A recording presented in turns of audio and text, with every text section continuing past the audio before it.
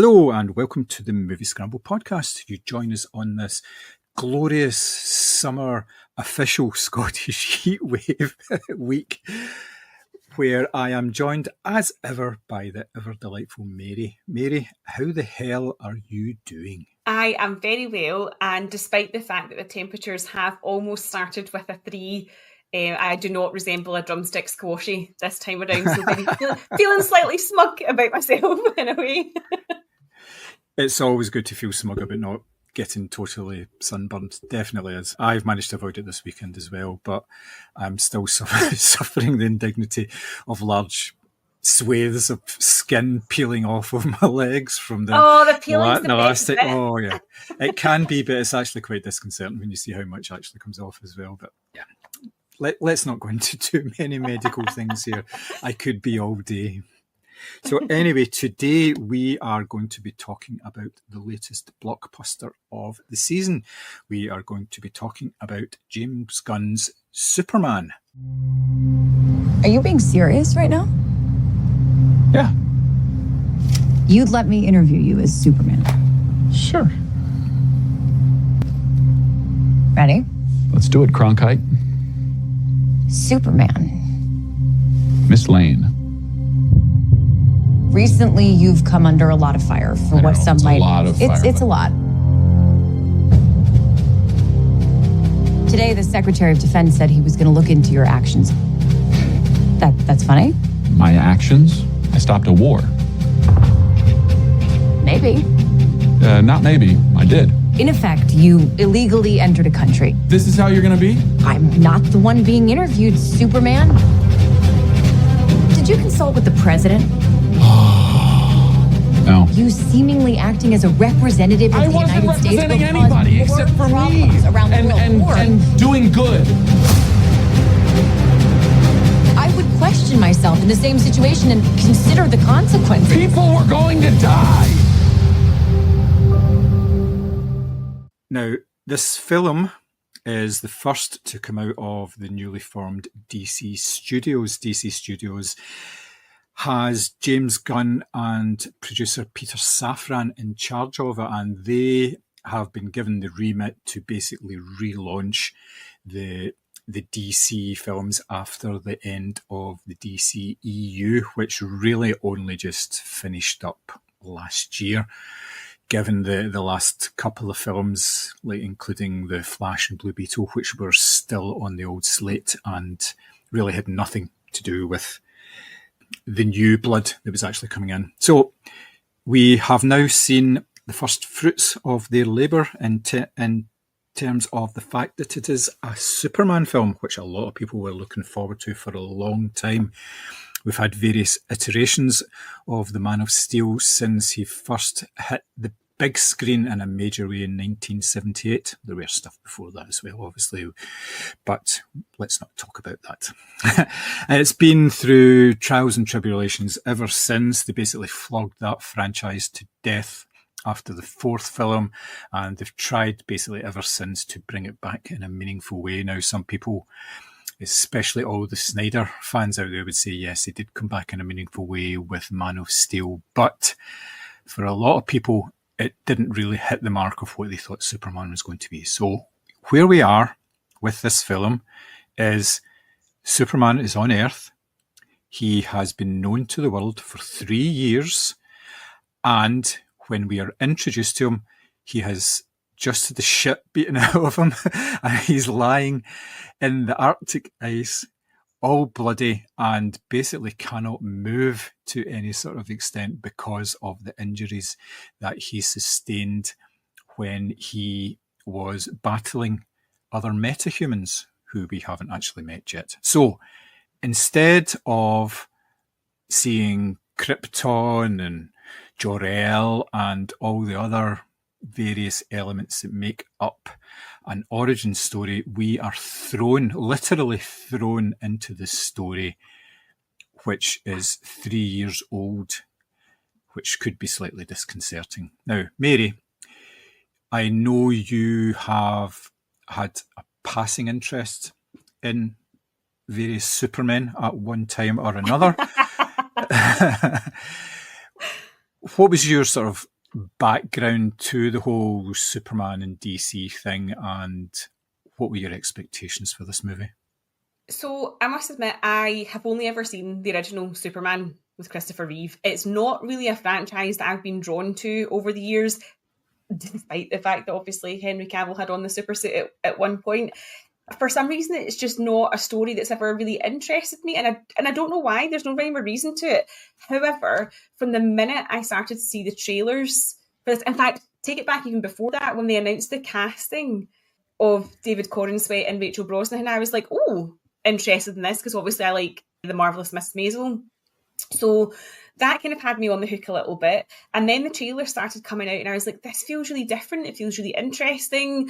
And obviously James Gunn has basically been given the keys to the kingdom with DC, and his task is obviously to sort of, liven up the audiences again in terms of actually bringing home some money at the box office. So to me, it felt like this could be the start of something really exciting. There's obviously a challenge there to actually get people to come back to DC. Bearing in mind, you've got the Fantastic Four coming out this month as well. Mm-hmm. So I feel like although they're not out at the same time, there will be sort of competition and, box office receipts will be tallied up. But I definitely just thought it looked different. I liked the casting in terms of it wasn't a well-known face that they'd obviously put in the famous suit. And yeah, I was just intrigued to see what it had to offer. I think that with James Gunn, you kind of know what you're going to get, but that's not necessarily a bad thing. And so, yeah, I was excited to watch for sure. Yeah. I have been more of a DC fan than a Marvel fan. When I was younger, I read a lot of the DC comics, and obviously was a big fan of Batman and Superman as well to a lesser extent, because it started off very well with the 1978 Superman film, and followed on from that. Superman 2 was slightly lesser of a film, and then 3 and 4 were just a waste of time as far as I was concerned. They were just stupid and they were daft, and it wasn't entertaining. So when they obviously went through the Brandon Routh remake the redo of it, and obviously there's been various people who have been associated with actually taking a role in Superman, like Nicolas Cage, for instance. He was supposed to do a Superman version, which never came to anything. And then obviously Henry Cavill. But that iteration of Superman within the DCEU was very dark and actually quite po-faced as well. It was very serious. It took itself very seriously. And when the likes of the Justice League, the Batman versus Superman film, where it was like the whole Martha thing and all that sort of stuff. And it was all done very po-faced, and it just didn't really work at all. And the problem that most Superman films have is that Superman is pretty much invincible. So how do you build any sort of tension around that?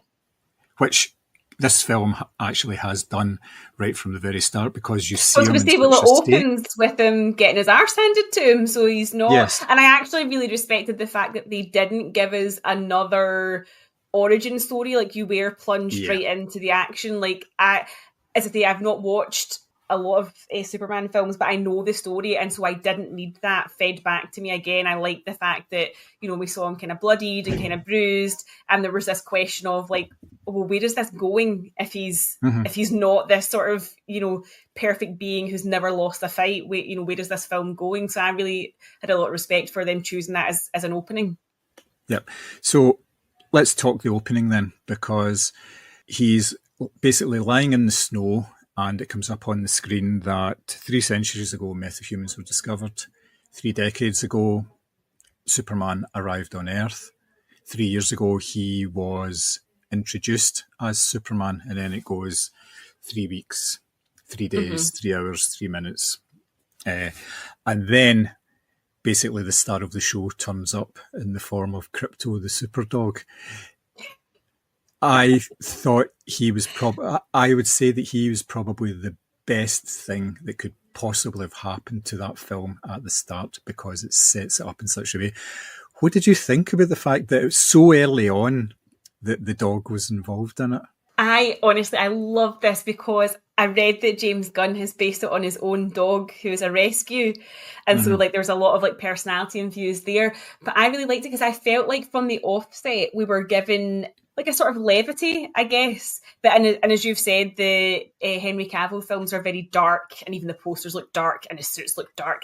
Whereas this felt kind of like fun and almost like pop art in terms of like, you've got the really vibrant cape on the dog, and you know, although he's lying on the snow and he's, you know, in a bad way, there was a sense of like fun and playfulness to it that I've been saying this for a long time, that I think a lot of superhero films have been missing. Like, not everything needs to be the Dark Knight. Like, yes, it's a very successful film, but you're allowed to have a wee bit of a laugh. It doesn't have to be, you know, everything's po-faced and serious and really grim. So I really like the fact that they introduced this character. Obviously, the except for the dog's present in the trailers as well. So I wasn't sure how much he was going to be involved in the film, but he's there from the offset, and actually that gave you the sort of sense of levity that I think the film just, you know, it set its stall out from the beginning as to the type of film it was going to be, including by not giving him an origin story. And so yeah, I was all in, and it's a cute dog. Yep. Do you have red, white, and blue nails on? Oh no, I've got.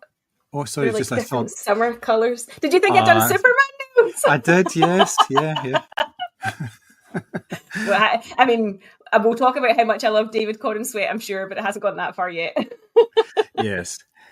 I thought this was an excellent introduction to what is supposed to be a new era for DC. And that it starts off and it says, this isn't going to be nearly as serious as you think it's going to be. Fuck. Exactly, yes. I think they've chosen very well, because obviously James Gunn had brought a certain sense of levity to the Guardians films, which were yes, and I feel like this is films. very much in the same vein, which is absolutely what I think DC needs. It's the shot in the arm, as it were, that I think this whole, as I said, not everything has to be drained of colour. Because to me, even just looking at old Superman like comics and imagery, it's very pop art in terms of like the colours, and it's lively and it's vibrant. And from what I've seen, you know, clips of the Henry Cavill one, it's all of that sort of soaked out of it, whereas James Gunn seems to be bringing that back, which is so refreshing. Definitely, yes. It's a real change of tone about it, and I don't think it's going to follow through with everything in the new DC Studios films, but I think it's a very good way to start it. I really do. So, you've mentioned him before, David Corenswet, who for a lot of people is not a familiar face.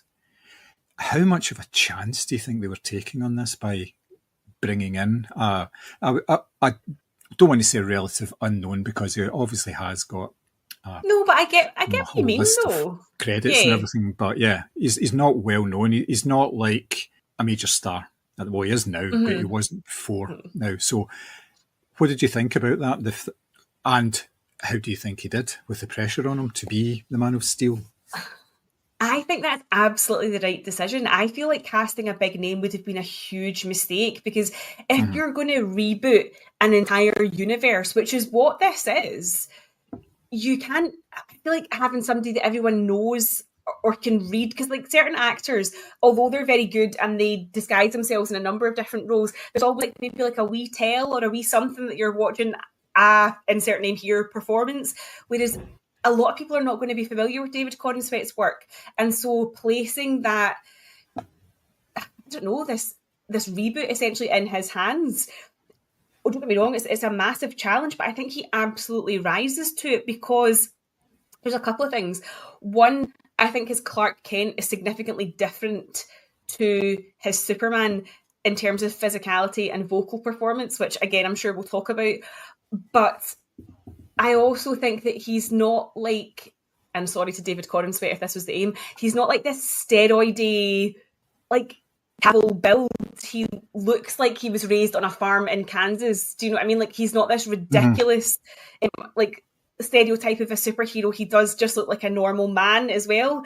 And so I think that's really important, because I also think that if we're talking about a meta-human who at the soul of everything he believes in is kindness, this has to be somebody who you can believe is kind. And I definitely believe that David Corenswet comes across as the press tour, which again I'm sure we'll talk about because it's been hilarious, but he comes across as somebody who is very, very kind and also quite in awe of the chance that he's been given here. So I think going with an unknown or lesser known actor, absolutely the right decision. If you're going to have a clean slate and a fresh start, don't bring all the baggage of a well-known actor to the role. You know, give somebody a chance to make it their own. And of course, it's not just the pressure of, you know, relaunching this franchise. For many people, Christopher Reeve is Superman, and they will not entertain your Dean Cain, your Henry Cavill, your Brandon Routh, Smallville, all these sort of like iterations of it. For them, there's only one person who should be, you know, is worthy of the cape, as it were. So there's not just the pressure of relaunching a franchise, there's the pressure of taking a very beloved role. And I definitely think he rises to the challenge, as I say, for all of those different reasons. I think he's actually been the perfect piece of casting, and not just because obviously he's absolutely fucking gorgeous, but that's just an aside. Yeah. I don't think we've had a Superman that looks so different to Clark Kent. You could be forgiven for saying he isn't the same person at all. And James Gunn obviously mentioned that in that we've had a lot of films that focus on the super, but not very many of them that actually focus on the man, because a lot of the times Clark Kent is seen to be this, because of what he's trying to hide, he's basically a bumbling big idiot and he's all over the place. But here he's not. He's articulate, he obviously knows what he's doing, and he argues his case a lot of the time as well, which is interesting. It's interesting for the character and the fact that he is established as both Clark Kent and Superman. You're not even going into the backstory of Clark Kent so much. You do get a little bit of that where he obviously he goes back to Smallville for a short period, and that's not really giving anything away in the film. I think you could probably expect that really more than anything else. So yes, I did like that, and I thought the performance was excellent because he totally threw himself into it, and he looked as if he was having a good time while he was doing it as well. Yes. And there was a lot more of Clark than I actually thought would be in this film. I thought it would be quite a lot of Superman, you know, busting up buildings and bad guys and all that, which, there was a certain element of that, but there wasn't nearly as much as I thought there would be. So it was an interesting choice. I do think that's important as well, is that in a way you don't want your big reboot or relaunch to be this nothing burger full of CGI and fights, or maybe you do. I mean, but for me personally, that would do nothing for me. I actually really enjoyed the scenes where he was Clark, and as I say, physically, he is so different. He's got that kind of perm thing going on when he's Clark, the glasses, and obviously even just the fact that his hair is swept over his face as opposed to off it does really change how he looks. But there is a sort of like a kindness and a shyness and a goofiness to him that I really liked. But I was really reminded of that clip they always show you of Christopher Reeve, where he's in Margot Kidder's house and he takes his glasses off and he immediately straightens up and the shoulders go back and he looks like, 3 or 4 inches taller. Because I definitely felt we got that with him morphing into Superman when he does the interview with Lois Lane, because his voice drops, he sits up straighter, the glasses come off. And I thought, this is a really interesting performance, because you're not just, phoning it in for the big fight scenes. Like, you're actually giving depth to this character, this man, as you say. It's the man side of it that's actually really interesting as well. Yeah, it makes it's subtle things like that make a difference and actually engage you with the film more than anything else. So let's talk his main co-star here, not Lex Luthor, but Lois Lane, his nice counterpart in this film, Rachel Brosnahan, obviously off of the back of the Mrs. Maisel TV show, which ran successfully for 5 seasons, I think it was, and it was brilliant. Loved that programme. I was really kind of distraught when it finished. Me too. Wanted more. I wanted it just to keep going until she was ancient when you saw it, then being ancient. But obviously, she has now branched out. She is taking more film parts, and this is probably maybe her biggest film role to date. Like you said, with David Cornswet as well.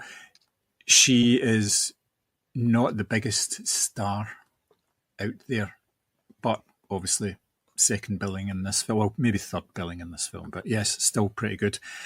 What did you think about her as a character in this film first, and then her performance? What do you think? So I really enjoyed this iteration of Lois Lane. I thought she was smart and driven, and you could tell that within the newsroom of the Daily Planet that her co-workers had a lot of respect for what she had to say and how she thought things should go. She came across as really capable and not just somebody like mooning over, Superman. Like, she obviously had her own life going on, so I had a lot of respect for that as well. And to be honest with you, given that we've talked about Mrs. Maisel and how strong and sassy she is, you couldn't really see Rachel Brosnahan giving a performance anything other than that. So I really liked her in this, and the chemistry between her and David Corenswet is just off the charts. Like, both of their spouses are extremely, understanding because they just seemed like so in love, but not in a, like, I feel like Marvel sometimes sort of skips out on the romance part and it just becomes kind of like cheesy kisses and stuff like that. Whereas I feel like, again, there was more depth to this. Like, you got a glimpse of their life together. Like, they were making dinner together. They were obviously sort of not living in each other's apartments, but staying there for maybe like extended periods of time. They obviously were sort of setting up a relationship. So yeah, I thought the romance element was excellent because it was kind of like normal and domestic. And again, that's thanks to how sort of normal she was as well. Like, she had a job, she had a life, and she wasn't just waiting for Superman to, come and chat the window or whatever it was in the middle of the night. She had her own thing going on. So I had a lot of respect for a really well written female character, and I would love to see more of her in future films. I don't think that's going to be a problem. I think she will be featured in some of the future outings that's being talked about at the moment. So yes, I thought she was excellent. I knew she was an excellent actor anyway, but she really sort of rose into this performance. I thought it was very, very self-assured, and it made light of the fact that it's a difficult role to fill because you are literally standing in the shadow of a really tall man. So how do you make something of that? And the fact is you don't try and emulate it. You don't go the opposite way and be all simpering and everything like that and weak. She was a regular person.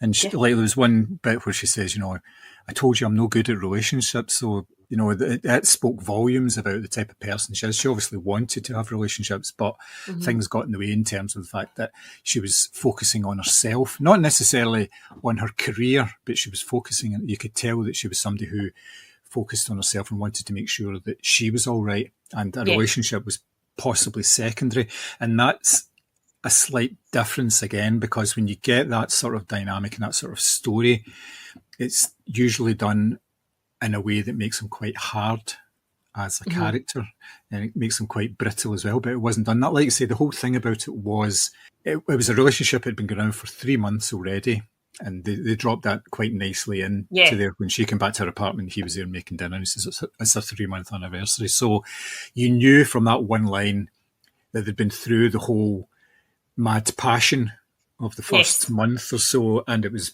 becoming more normal and a regular thing and everything. So I did like all that. Now, they had a really big scene at that point when they were in the apartment, because it was all to do with the fact that Clark Kent kept getting these exclusive interviews with Superman.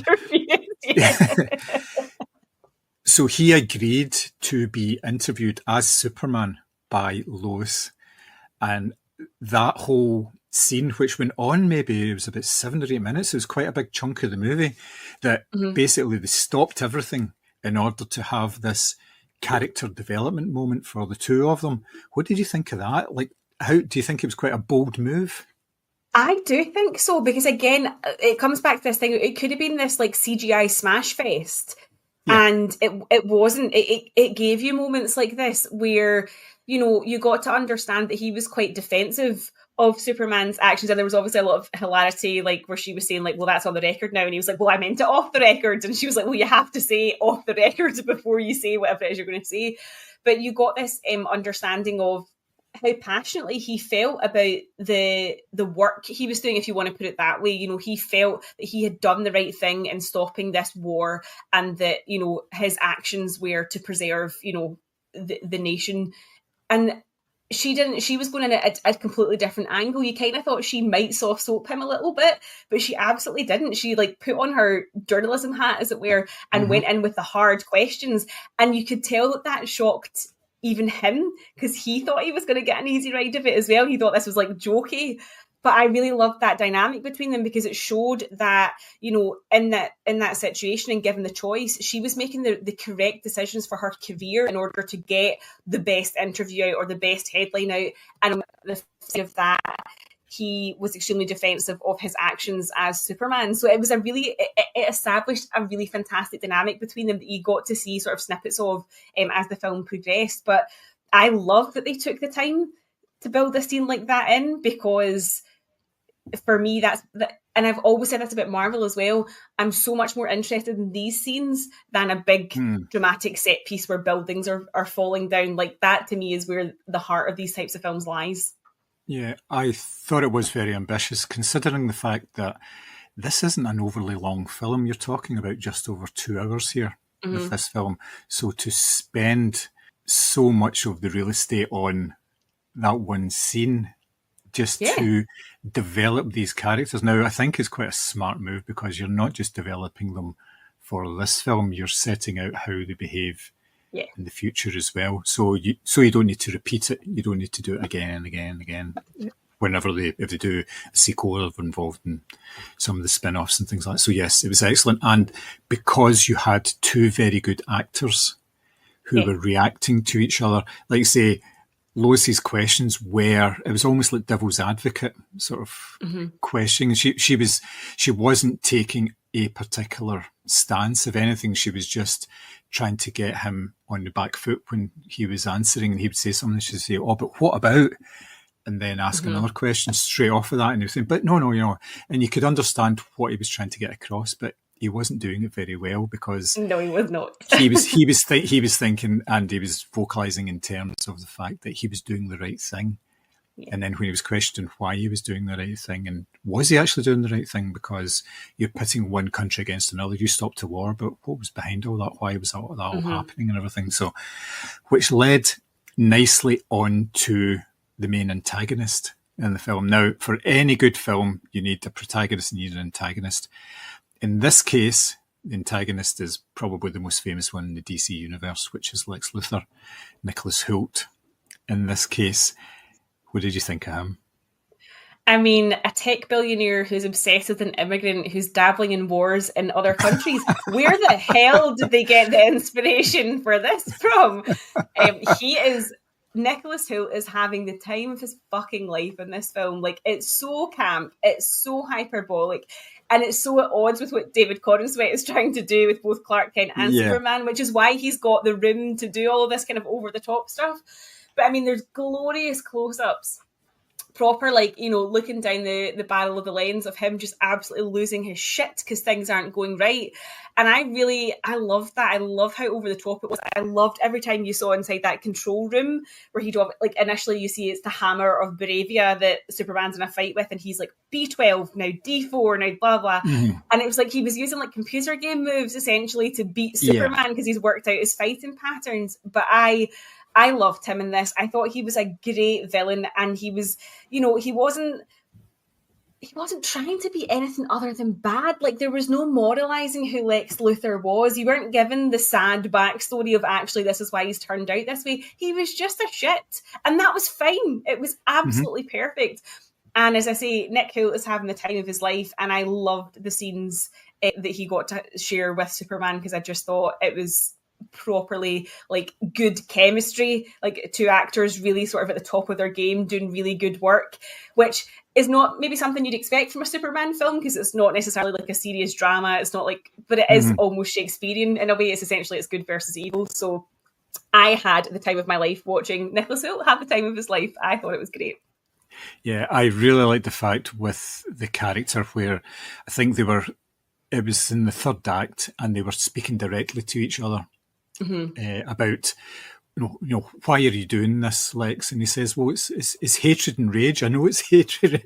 I know it's that, but it doesn't matter because that's what drives me. That's what keeps me going and everything. And I like the fact that he was like obviously a genius, an evil genius. He wasn't relying on like a whole team of people. Well, he obviously had the team to do the work, but everything came from him. It was all his ideas and all his schemes and plans. He was massively clever, and he just enjoyed being a complete arse and being horrible and being that guy, basically. So I thought that was particularly good. And the fact was that he started building this community of metahumans that he's using for his own purposes, because they're the ones at the start of the film who actually beat the shit out of Superman, which you find in, they wear black. You can't get any more they're the bad obvious guys. than that. Yeah.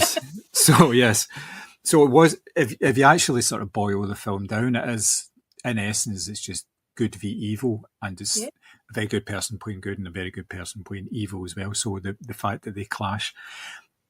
Now, obviously, we've got a whole range of supporting characters in this. What was your favourite sort of supporting performance in there outside of the top three? This is going to be so hard because there's three that I really, really loved, and I wanted to see more of the characters. Go for it. Okay, I really loved Metamorpho because I thought he just seemed so sad. And he was also trapped in this cube and doing the sort of bidding of Lex, and I thought he just seemed like a really interesting character to get to know more of as well. And I just thought he seemed, there was a lot of heartbreak and melancholy there that other characters didn't really seem to possess, but he had that. So there was him, and then there was Nathan Fillion's Guy Gardner, because God bless Nathan Fillion with that bowl cut. That was something to be walking about with that. And I loved the fact that he just kept throwing out team names, and everyone was like, we're not calling ourselves that. So I loved his swagger. I loved the fact that he thought he was there to save the day. And I really loved that performance. It was very comedic, without necessarily telling jokes. It was just a very funny, physically and vocal performance.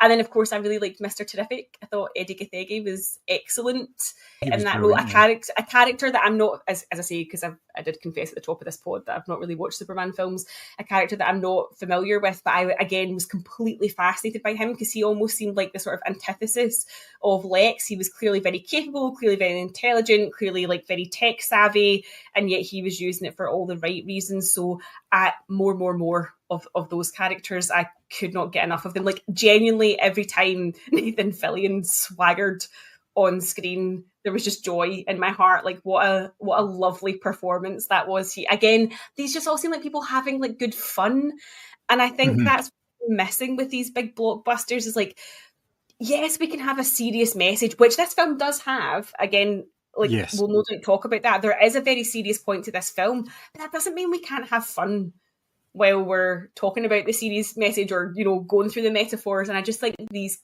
characters in particular sort of encapsulated that. So, they were, out of all the supporting cast, I would say they were my favourites. Yeah, the portrayal of Guy Gardner, the Green Lantern, was just fantastic. That was my favourite because I've read quite a lot of the Green Lantern comics, and the character of Guy Gardner in the comics is an arse. He is. He's meant to be a good guy, but he is horrible, and he's got this mad bowl cut in there. And I like the fact that somebody called him out on his haircut, saying it's the worst haircut they've ever seen. Yeah, I thought, that was brilliant. It was really, really good. I thought he's good in pretty much everything he does. So, and I know he's a long time ally of James Gunn. Yeah. He's worked with him quite a lot in the past, but to have a role like that, which is going to have legs, that's going to keep going and keep going, I think. I hope so. And the fact that you've got these sort of supporting characters, and some of them are quite unlikable. And the Green Lantern character is an unlikable character.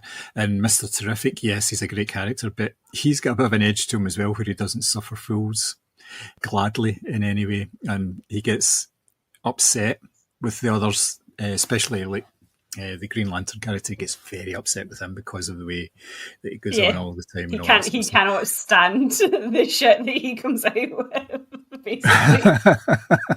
So it was a nice diversion, and it was good to have these characters in there. Now, like you said, there is a more serious side to this, because the whole starting point of this is that Superman stopped a war between two countries, and there is a whole sort of story behind why that was a bad thing. Now, what did you think about that thinking in terms of how it sort of brought the whole film together, and also, do you think it was a bit of a sort of like holding a mirror up to sort of real life events in any way? Oh, definitely. I mean, there's that horrible, horrible scene on the border of Baravia and Jarampur where you see basically these tanks rolling up to fight children and young men and like people who look quite impoverished. And you can be forgiven for thinking you were watching a contemporary news bulletin for everything that's going on, you know, the genocide that's happening in Palestine, the war that continues to go on between Russia and Ukraine. It was very on the nose, so much so that right-wing news channels in America are calling, you know, this new Superman woke. It's about an immigrant who saves the day and all this sort of thing.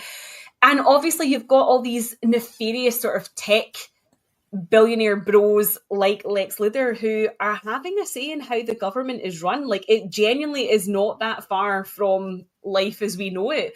So it obviously does have a point to make in terms of, you know, kindness is the new punk rock is the kind of tagline that's sort of taken off online, and that's you know, that's what Superman stands for. But I definitely think it does an excellent job of drawing the film together because, you know, you have Vasil Gurkus, who is the Prime Minister or President of Baravia. So you get his character drawn in. You get Lex Luthor drawn in. You get the like Frank Grillo's character drawn in as the American government. Obviously, that brings Superman into it as well. So it does draw all these different elements of the film together really well. And yeah, it does hold a mirror up, and it does make you think, like, could we do with some more kindness? And I know that sounds cheesy because kindness is not going to solve a genocide, or it's not going to stop, you know, a dictator or whatever.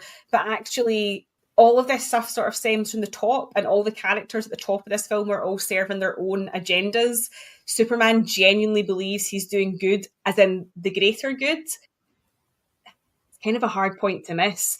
And no wonder they're all going, oh, it's woke, because nobody wants to hear that they're on the wrong side of history, but that's kind of what this is saying. Yeah. There's a subtle thing that runs through the film in that you do not see an American flag in this film at any time, which is quite telling because it's disassociating Superman from America's superhero into a world superhero. And the fact is that the conflict that he stopped was not between America and somebody else. It was between two countries that, on the face of it, have no bearing to where he lives. He was doing it for the good of the people. So yes, I thought that was very good.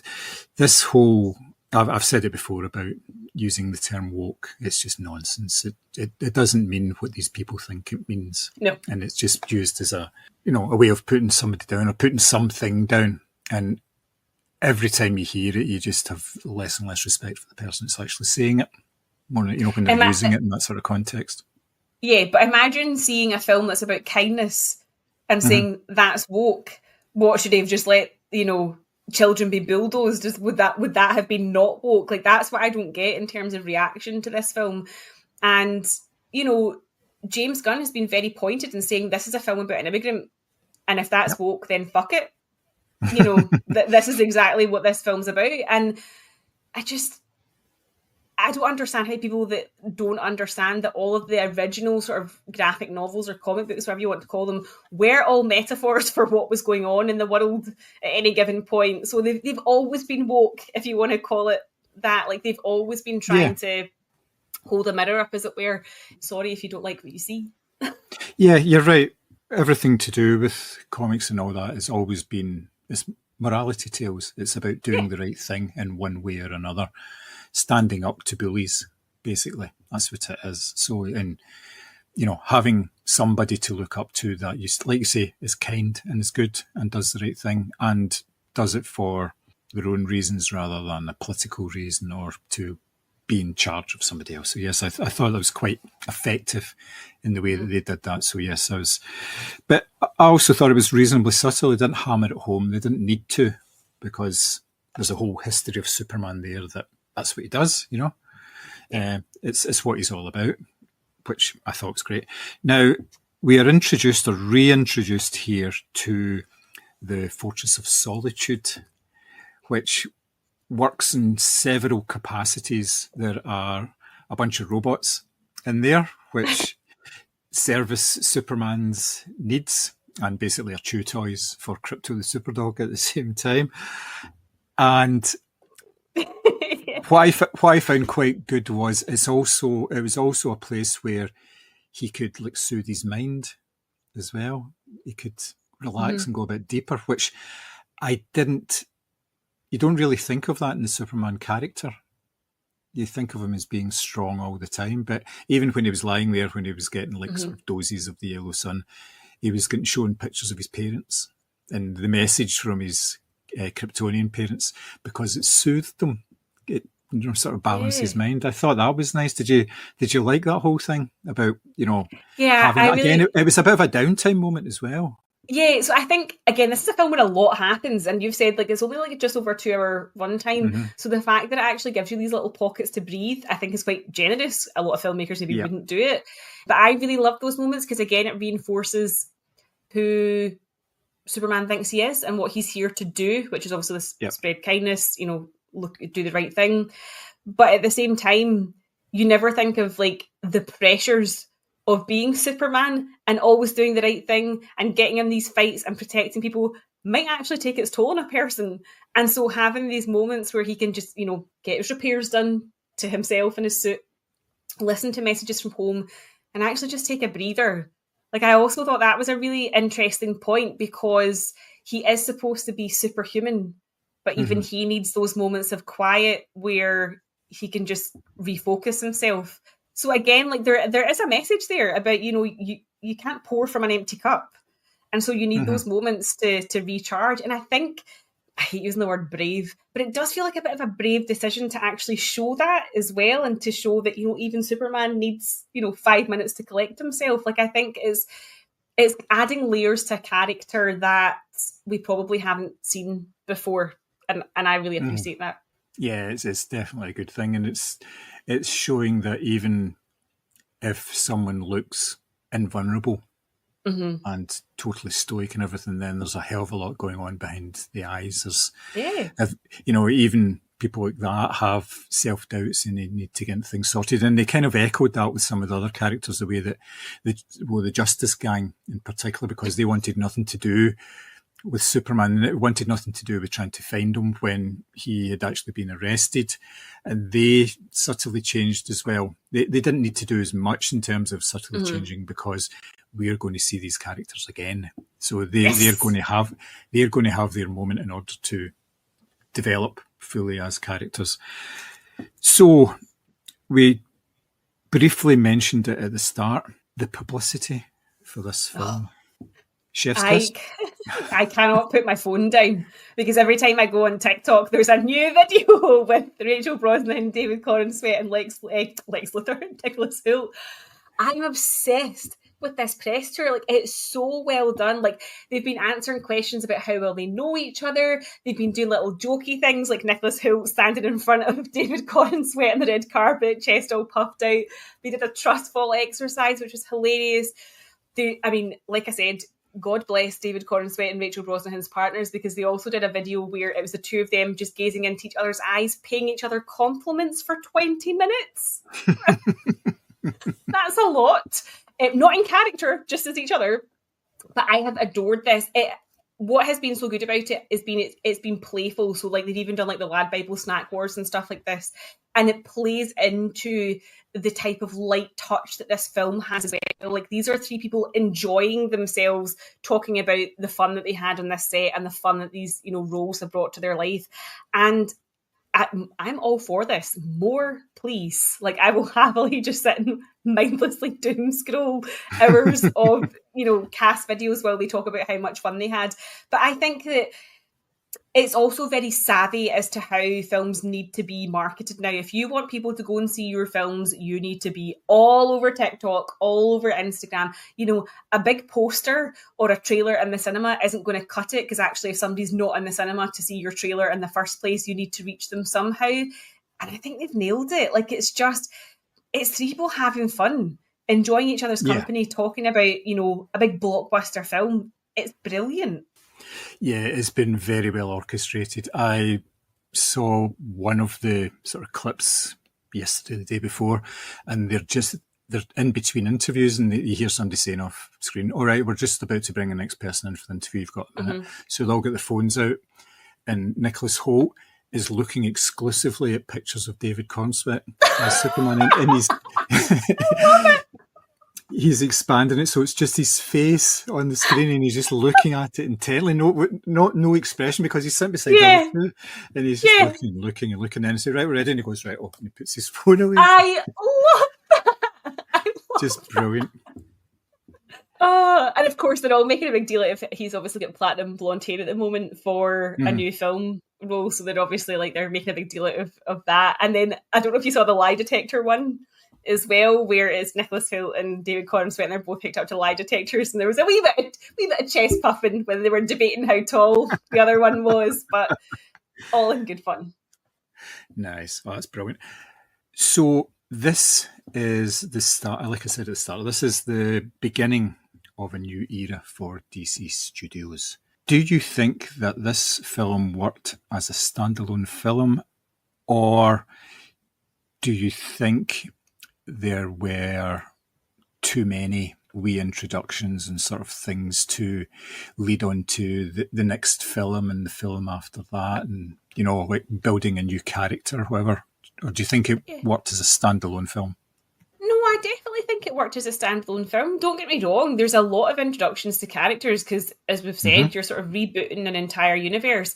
But all of that was just stuff I wanted to see more of. So this has actually made me really excited to see where DC is going. And that's not something I ever thought I would say out loud. But because I've always been more of a Marvel gal. But I'm really looking forward to seeing these characters again, seeing what happens next, watching the next press tours on TikTok. Like, it genuinely has made me feel joyous, which, as I said, is something that can be so lacking from superhero movies. But this is a film that prides itself on levity, kindness, a little bit of, funky music here and there, because it is a James Gunn film. But I definitely think that it's made me want more, and in a way that I don't feel like I've been sold an obvious through line of this will happen in this film, and this sets up this film, and this sets up that film. I don't feel like I was being marketed to, which is genuinely refreshing in these big superhero franchises. Definitely. I thought it worked very well as a standalone film, and especially for people who weren't fully conversant with what's involved in the whole sort of the DC universe, if you like, in terms of all the characters. James Gunn has obviously got a good talent for digging in to the sort of the universe and plucking out these characters that you won't have seen on screen before, or you've maybe seen them in very sort of supporting roles, not really big roles. But the film worked on its own terms. It was a film that had a beginning, a middle, and an end. Yes, there were characters introduced, but they were necessary for the plot of the film and for the film to actually progress. They weren't just introduced because 3 years' time you're going to see them in something else. But when it was cleverly done, because you had the Justice Gang, which is obviously a work in progress, the name and everything. So there was all that, and there's obviously going to be other characters being added to that as and when other films. There's going to be a new Wonder Woman film and things like that. So, but none of that's really been announced. Though. Not with Gal Gadot, no. But they've been quite quiet about what they were doing. They haven't talked about the future. Yeah, there's been no big launch. The same way. Yeah, because if you think about the last time when it was the DCEU, they announced that right off. They're saying, right, we're going to do Batman v Superman, and then there's going to be 2 Justice League films, and there's going to be a Flash, and there's going to be, the whole list of things that they were going to have. Half of them didn't happen. Yeah. And they just said that right off the bat, this is what's going to happen. But this time, yes, they've said there's going to be other things involved there. I think the next one is The Authority. which has the character, what was the female, the female The engineer. antagonist. The engineer, it's going to be based around her. That may be a TV thing as well, but it's like the likes of Peacemaker is getting brought into all that as well. So that's all going to be involved in it. Obviously, there's going to be a Justice League at some point, but they were very much focused on, this is a Superman film. This isn't your first installment of what's going to be happening every 2 years or every year. You're going to have a film or whatever. There's been very little mention of that, which I think is really refreshing. Because I think so, because you're setting yourself up for disappointment. Don't start me on Marvel's Blade, because I'm still upset about it. But if you announce 25 films that are happening over the next 10 years and only 5 of them happen because of poor box office numbers or production didn't quite go off the ground or whatever, you're just setting yourself up for failure. Whereas, give a great film like this and one that people are going to enjoy and they're going to tell their friends to go and see, and they'll see it on social media. It puffs up an appetite for something else. And so when you deliver something else, there's joy around that as well. It doesn't feel like it's part of a list, like a to-do list. Yep. And the way that they've gone about it, I think, is very good, because it was like October 2022 when this was announced that they were taking over, and their first product is here in 2025 from a standing start, basically. So that's pretty good going. And yes, there's the usual production troubles, and you've got to remember there was writer's strike and all sorts of things during that time, as writers and actors strikes. So that may have had an impact on how long it's taken. It could possibly have come even before now, but the fact that they've managed to do that, and it seems that they have a cohesive plan in place, which they're not trumpeting about.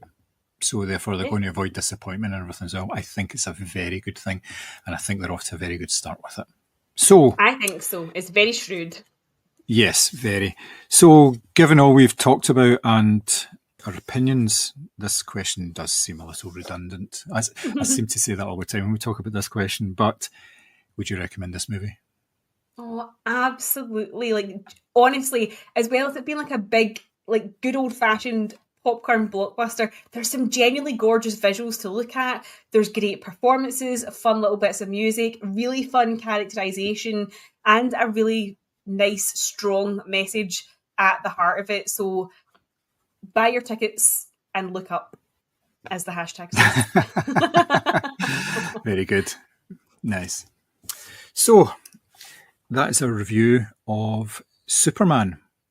We are now going to be doing a wee top 3 for you as well, based around something from the film. Now, David Cornswet is not a brand new actor or anything. He has a list of credits, but this is really what a lot of people regard as being his breakthrough or breakout role. So what we thought we would do is look back and give our top 3 breakout roles.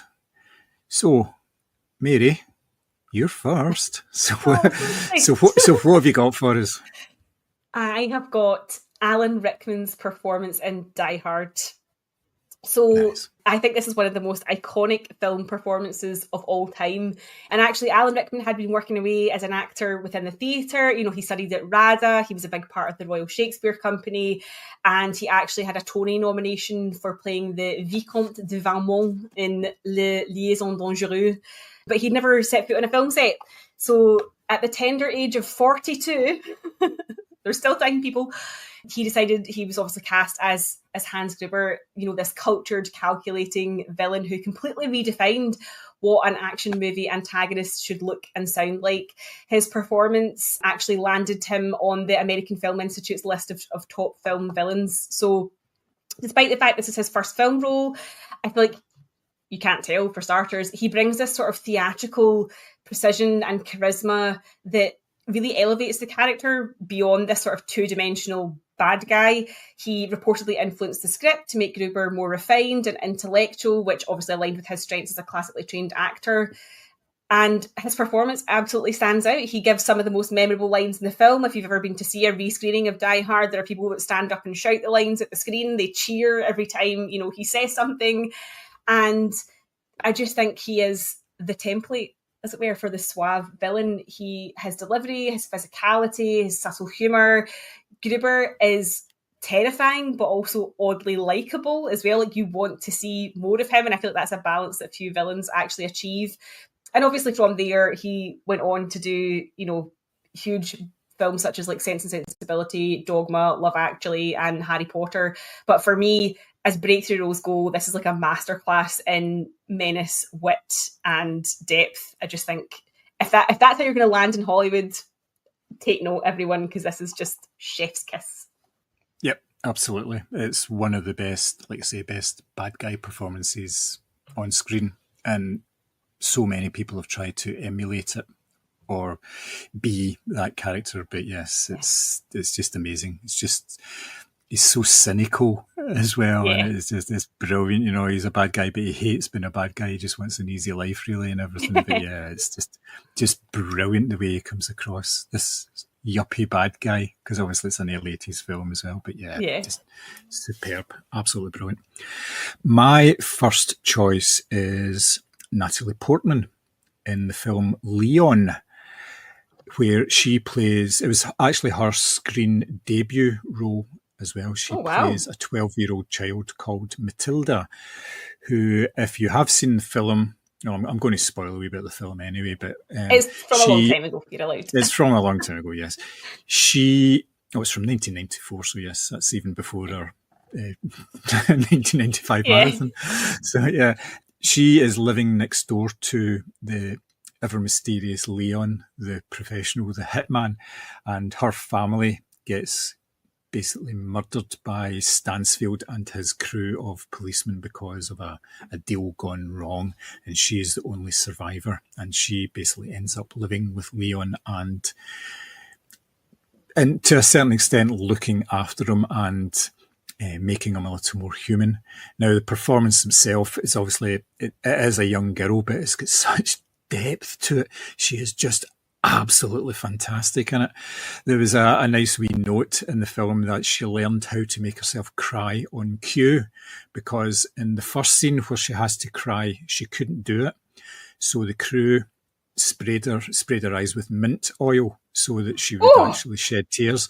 And she says the thought of getting that done again meant that she was going to cry no matter what, just to avoid that.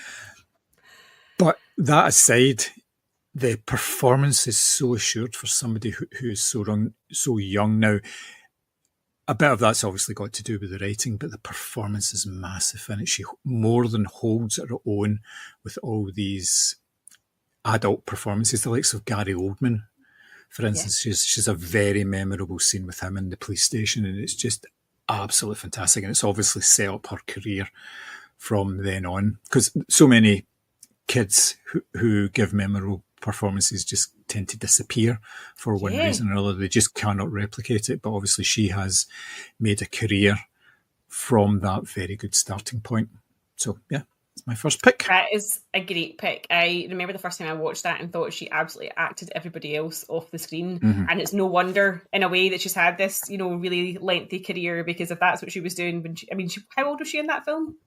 She was like 11 or 12. She wasn't old at all. She was really, because you can tell, because she's really tiny, she's not like her arms and everything. They're just skinny wee kid arms and legs, So yes, it was quite something. She was very young, and it shows that she's very young in it, but yes. Yeah. So your second pick? So my next pick, I've gone for Anya Taylor-Joy in The Witch. So this was actually her debut as well. She was discovered during a modelling shoot and obviously transitioned into acting. So in The Witch, she plays Thomasin, a Puritan teenager accused of witchcraft in 1630s New England. I just think her performance is so layered and nuanced, and it really sort of anchors the entire film, because she is quite ethereal looking, and this film sort of really leans into that. It's obviously quite an eerie film. Like, she's very emotional, she's very raw, but she's also very composed as well. So she feels slightly off balance just in the way that the film does as well. Critics at the time praised her ability to convey innocence, fear and defiance, often within the same scene. The film itself obviously is directed by Robert Eggers, and he loves his historical authenticity, and that sort of feeling of dread that he really grabs you with in this film is no different. But Taylor-Joy's performance is absolutely central to this film's success. I think her ability to carry the emotional weight of a film, especially because we've seen other examples of people transition from other careers, like footballers and models and singers, who have tried, obviously, to tap into acting and it's maybe never quite worked, or they've done one film and that's been it, whereas obviously she's gone on to have like a really successful career in the likes of like Split and The Menu and The Queen's Gambit and Furiosa and all that. So she's definitely held her own against some really big players, but I just think in this film she's absolutely captivating and she does Egger's script justice. She is a joy to watch, no pun intended. And yeah, like from the first time I watched this film, I was like, I want to see more of her because she was so interesting and dynamic and just really captured the tone of an Eggers film, which I think is really hard to do. So she was obviously in the running to play the lead in Nosferatu and had to drop out. Not saying that you know, the performances in Nosferatu weren't great, they absolutely were, but again, you just kind of wonder what that would have looked like if she'd been involved, because she is just one of these interesting to watch actors. I think her looks have something to do with the fact that she's interesting to watch, because she doesn't really look like a standard film star. She's got a very unique look about her. She's very, very stunning. In a way. She's got very fine features, but I think, so again, I feel like these period dramas kind of really suit her because I don't know if you've seen this thing about, they call it cell phone face. People who've had too many fillers and veneers are not believable in period dramas, whereas she is very natural and, you know, her hair's long and flowing and she's got huge big doe eyes. And so these kind of period pieces really like speak to just the way she looks, never mind her acting capabilities. Yeah, she's got a very particular style of acting about her as well. It's almost like there's a curiosity almost in every character that she's doing, and it comes across really well. And obviously she knows how to frame her face and make sure that she doesn't show an awful lot of emotion. She can be quite reserved, difficult to read, I feel like, and that obviously draws you in because you're kind of you lean a wee bit closer when she's actually performing as well. So it's quite something. Myself, for my second choice, I'm going to go with Jamie Lee Curtis in Halloween in the role of Laurie Strode. She is obviously one of the ultimate Nepo babies. Yeah, maybe the original. I don't know. Yeah, well, she would be up there. You know, Janet Leigh and Tony Curtis were the the genes that produced Jamie Lee. She was in her late teens, early 20s when she took on this role of Laurie in the now iconic Halloween film. And a lot of people tend to forget that everything was around her character in that film, and she was the one that had to produce the majority of the acting in order to keep people engaged. And for somebody to do that in what is their initial film role is something quite fantastic. Now, obviously, she'd had sort of minor credits before then and obviously done a fair bit of stage acting and stuff, but the way that she came across in that film is pretty much iconic, and it's set her up in a fantastic career ever since then. Obviously, she's returned to the role and she's been able to take that role, which was basically a teenage girl who was doing babysitting and get caught up in all the events, and turn that into something far more deep, like as a middle-aged woman, and then obviously slightly later as well. So the fact that she was able to develop as an actor in order to take on these roles, but still have the strength in the initial role that everybody remembers is just quite something. And it's such a icon is one of these words that you kind of bandy about a fair amount. It's usually for people who have managed to like just survive more than anything else. But in this case, it is justified because of the body of work that she has actually done as well. I think she's a fantastic actor. She always has been, but this was such a strong role, which I think a lot of actors would have struggled with, the fact that they had to be so present on screen for such a long time. And she makes it look effortless. And she is obviously one of the early Scream Queens as well. So you can't go wrong. Yeah, no, that's a great shout. And also for just adding like nuance to the sort of Scream Queen role as well. Like, her character obviously is a survivor and, you know, is capable and all the rest of it. So it wasn't just like a two-dimensional thing. Like, she definitely made it her own. Definitely. So, your third and final choice, my lady? Oh, you did mention the word icon. So I am going to go with Julie Andrews in Mary Poppins because, quite frankly, this whole setup is the stuff of Hollywood legend. She was a Broadway star thanks to My Fair Lady and Camelot, and she was quite famously passed over for the film version of My Fair Lady. You know, she lost out to Audrey Hepburn. But Walt Disney saw her perform and offered her the role of Mary Poppins pretty much on the spot. So for me, Mary Poppins defines my childhood. I was completely enchanted by this magical nanny who could sing and tidy your room with the click of her fingers and make birds sing and jump through paintings. And she was just... it's funny because some people would describe her character as cold because she's quite like to the point, but I always see just real warmth in her as well. And it obviously earned her an Academy Award for Best Actress. And the hilarious thing is that she beat Audrey Hepburn, who was nominated for My Fair Lady. So perhaps she got her, you know, flowers in the end. I think, you know, her singing voice is obviously impeccable. She has really good comedic timing, both in terms of delivery and actually physicality as well. She has great chemistry with Dick Van Dyke and the likes of David Tomlinson as well. And the film was a massive success. Like, it was obviously really highly praised for live action and animation, the memorable songs, but actually most importantly, her like truly radiant screen presence. Like, when you think of Disney, Mary Poppins is quite possibly one of the first films that springs to mind. And she obviously followed it up with The Sound of Music. So no small feat there to do that. And obviously she's gone on to have a career, like, you know, for decades afterwards. But I think that it's a role that's elegant and charming and witty and, yeah, just really heartfelt and emotional, and it brings back a lot of nostalgia for me. So it felt wrong not to include her on this list. Brilliant choice. Just absolutely fantastic. Something that is sort of running through the whole thread of this is the fact that they're not one-off performances. You can have a breakthrough performance and sort of really stand out, but everybody we've talked about so far has had a massive career on the back of that breakout performance. Now, obviously, Julie Andrews was a big star on stage before she broke into cinema, and obviously being cruelly overlooked for My Fair Lady could have been a real punch in the gut. But yeah, the fact that she did that and then went on to have the career that she did have is just absolutely amazing. Yes. I have a real soft spot for Mary Poppins. I just love that film. I love the animated part of it as well, with the penguins and everything. It's just absolutely, you know, it's one of these films you're never tired of watching, and you forgive it its flaws and you just enjoy it from start to finish. Everything about it. It's not meant to be real, so therefore Dick Van Dyke's accent isn't. Oh, even the accent's grown on me. I don't care. Yeah.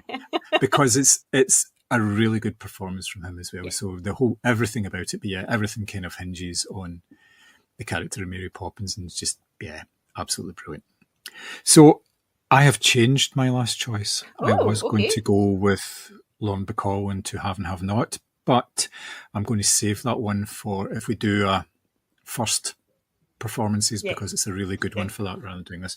So what I am going to go for is Orson Welles in Citizen Kane from 1941. Now, obviously, this film, which was a flop at the time, I may add, is regarded as one of the greatest films of all time, but mostly because of the way that the film was put together, the cinematography, the direction.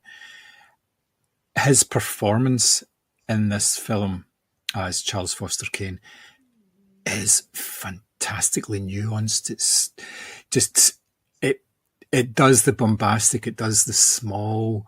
There's basically every emotion. You could have like a big wall chart of emotions and you would just be ticking off as you go along watching this film, because he does a bit of everything in it and he is superb in it. And it is kind of, like I say, it is kind of overlooked because of the other aspects of the film, which are obviously just as good.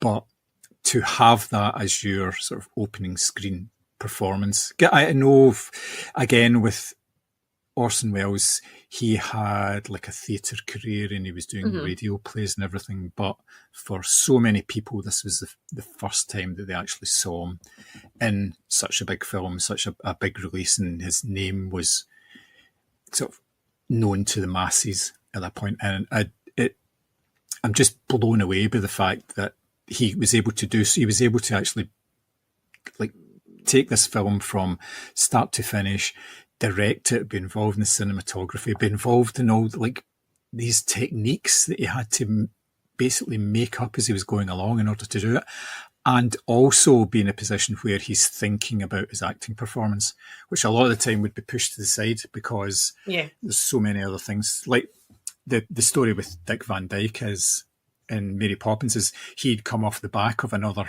performance that he'd been doing, so he didn't have a lot of time to prepare for Mary Poppins, and he says maybe I didn't prepare in the way I should because I was doing all the singing and the dancing and everything, so I really didn't work on the accent the way I should. You could be forgiven for doing that if you're so heavily involved in so many aspects of a film, but Orson Welles obviously absolutely nailed it. So yes, I was quite happy with that final choice. Yeah, I feel like you've just blown everything out of the water with that one. You can't just throw Citizen Kane about. I'll try not to do it every week, you know. Yeah. What an excellent pick. And you're so right. Like, the performance could have easily become secondary or even tertiary when you had everything else going on. And actually, it's obviously one of the best performances like you'll ever see. It's just a masterclass of human emotion. But obviously, we could have had loads and loads of other ones as well. So did you have any that you had sort of honourable mentions for it as well?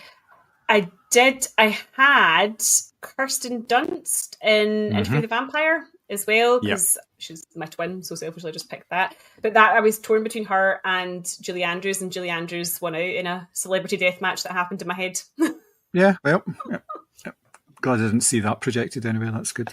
For me, the two that I thought was John Boyega in Attack the Block, which was his performance. That was that was my favourite film from 2012, I think, and it was brilliant performance. God, is that when that came out? Wow. Yeah, I know.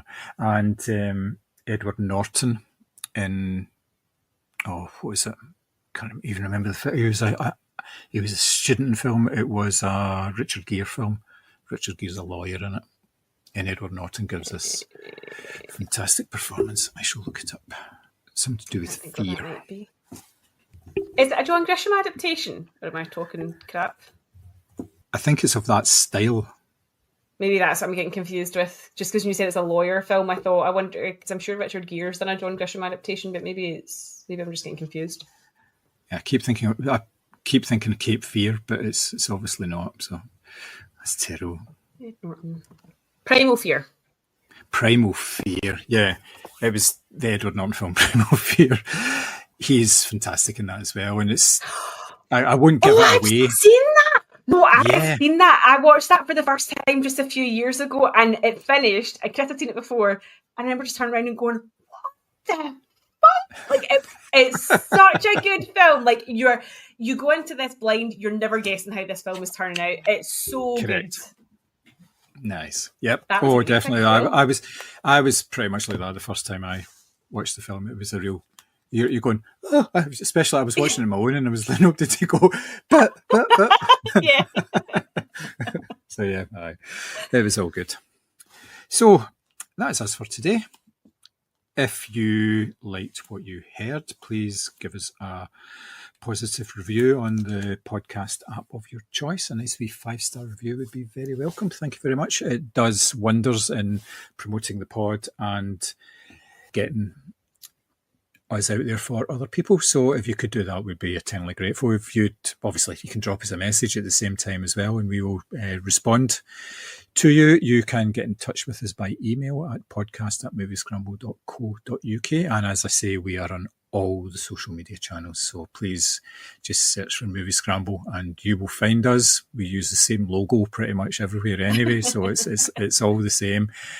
And if you think we're doing a good job, or if you think there's stuff that we could possibly cover, then please, we are always open to suggestions. We have actually actioned stuff in the past as well. So yes, we are more than happy to converse with anybody that wants to get in touch with us. So until the next time, it's cheerio from me. Bye-bye. Bye.